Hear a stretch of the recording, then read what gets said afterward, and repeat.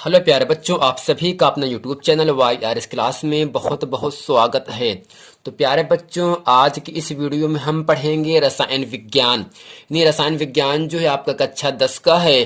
कक्षा 10 में जो आपका अध्याय 4 है, कार्बन एवं उसके यौगिक। यानी इस वीडियो में मैं आज आपको इस चैप्टर कार्बन एवं उसके यौगिक में जो आपका अति लघुत्तरी महत्वपूर्ण प्रश्न है, जो एग्जाम में 2 नंबर के लिए आता है, मैं आज उन सभी महत्वपूर्ण प्रश्न के बारे में आपके सामने एक बार लेकर पुनः हाजिर हुआ हूं। तो प्यारे बच्चों, चलते हैं प्रश्न नंबर 1 की तरफ।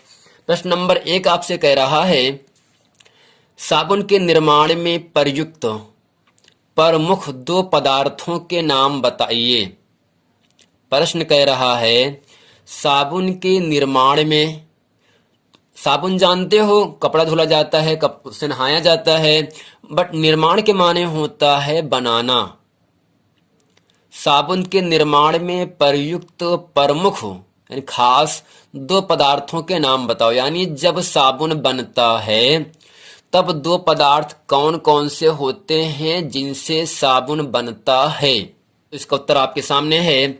साबुन के निर्माण में प्रयुक्त 2 प्रमुख पदार्थ तेल या वसा व कास्टिक सोडा है। यानी जब साबुन बनता है तब तेल या वसा इन दोनों में एक लेते हैं और उसके बाद जो है दूसरा कास्टिक सोडा, जिसका सूत्र होता है KOH, जिसे कहते हैं कास्टिक सोडा। यानी जब साबुन को बनाया जाता है तो 2 प्रमुख पदार्थ तेल या वसा, इन 2 में से एक और आपका कास्टिक सोडा होता है। यानी साबुन के निर्माण में प्रयुक्त 2 प्रमुख पदार्थ कौन कौन से हैं? तेल या वसा व कास्टिक सोडा हैं। तो प्यारे बच्चों, उम्मीद करते हैं ये प्रश्न आप समझ गए होंगे। अगर एग्जाम में ऐसा प्रश्न पूछे, साबुन के निर्माण में 2 प्रमुख पदार्थों के नाम बताओ, तो आपका उत्तर होना चाहिए साबुन के निर्माण में 2 प्रमुख पदार्थ तेल या वसा व कास्टिक सोडा हैं। तो जो अति लघुत्तरी का प्रश्न होगा एग्जाम में आपके लिए 2 नंबर से पूछा जाएगा। अगर ये प्रश्न आएगा तो आप ऐसे ही लिख दें और आपको 2 नंबर की प्राप्ति होगी। तो प्यारे बच्चों, चलते हैं प्रश्न नंबर 2 की तरफ। ये भी एग्जाम में कई बार प्रश्न पूछा है, प्रश्न नंबर 2। तो उम्मीद करते हैं जो परीक्षा होने वाली है उसमें ऐसे प्रश्न पूछे जाएंगे। प्रश्न 2 आपके सामने है, फॉर्मल्डिहाइड और एसिटिक अम्ल का रासायनिक सूत्र लिखिए।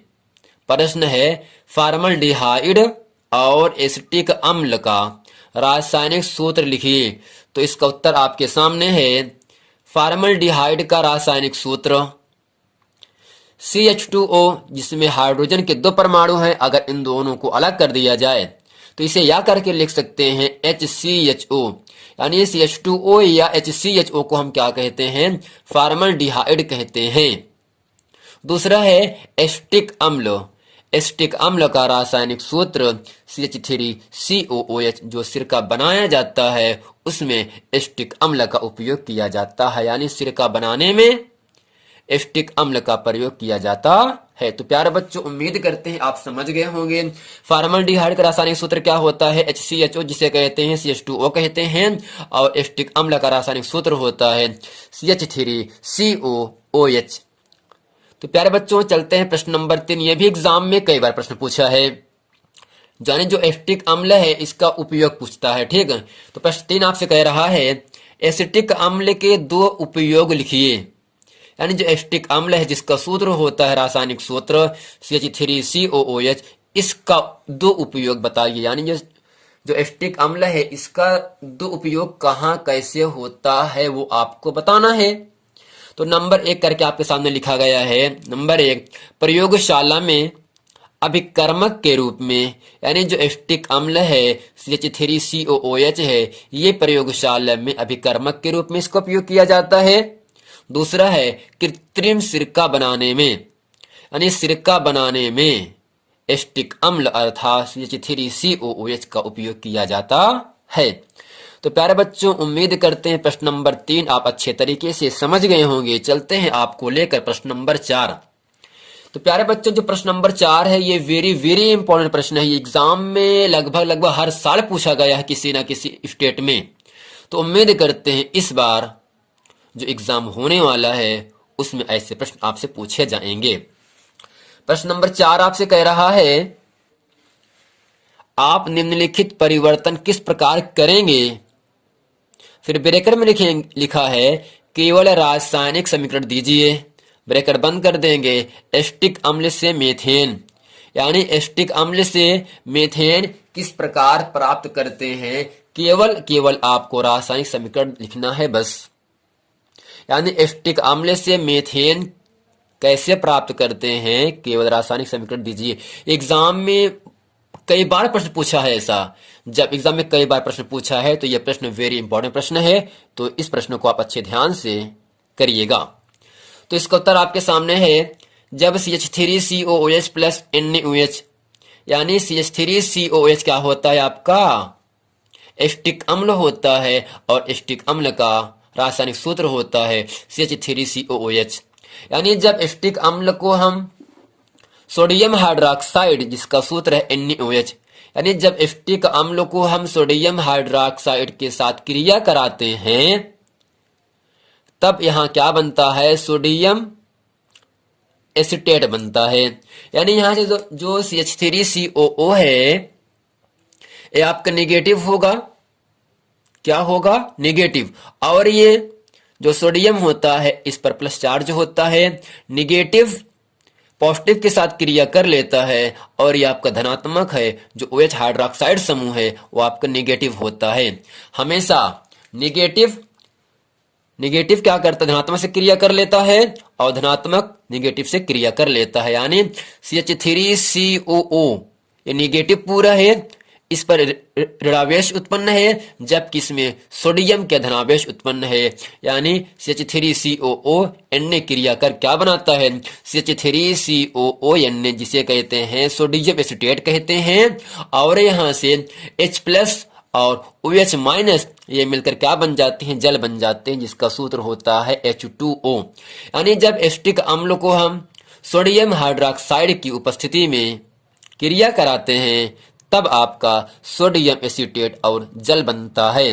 पुनः जब सोडियम एसीटेट को हम पुनः सोडियम हाइड्रोक्साइड की उपस्थिति में गर्म करते हैं, किसकी उपस्थिति में, कैल्शियम ऑक्साइड की उपस्थिति में। यानी जब सोडियम एसीटेट, ये क्या किसका सूत्र है, सोडियम एसीटेट है, और ये क्या सोडियम हाइड्रोक्साइड है। यानी जब सोडियम एसीटेट की क्रिया सोडियम हाइड्रोक्साइड से कैल्शियम की उपस्थिति में गर्म किया जाता है तब आपका CH4, जिसे कहते हैं मेथेन, CH4 आपके गैस निकलेगी, उसके साथ ही Na2CO3 अर्थात सोडियम कार्बोनेट बनता है।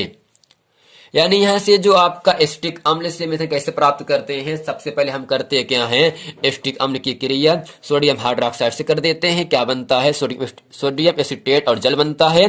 पुनः सोडियम एसीटेट को हम सोडियम हाइड्रोक्साइड की कैल्शियम हाइड्रोक्साइड की गर्म से क्रिया कराते हैं तो क्या बनता है, CH4, जिसे कहते हैं मेथेन, और Na2CO3 जिसे कहते हैं सोडियम कार्बोनेट प्राप्त होता है। इस प्रकार से हम एस्टिक अम्ल से मेथेन प्राप्त कर लेते हैं। तो प्यारे बच्चों, उम्मीद करते हैं प्रश्न नंबर 4 आप समझ गए होंगे।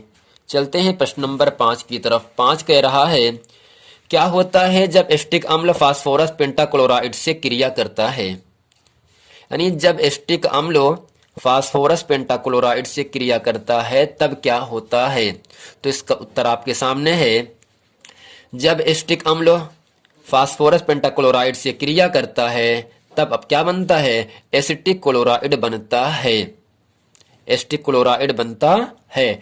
तो यहां समीकरण दिया है CH3COOH, जिसका सूत्र होता है एस्टिक अम्ल। जो एस्टिक अम्ल है इसका उपयोग कृत्रिम सिरका बनाने में इसका उपयोग किया जाता है, और प्रयोगशाला में अभिकर्मक के रूप में भी इसका उपयोग किया जाता है।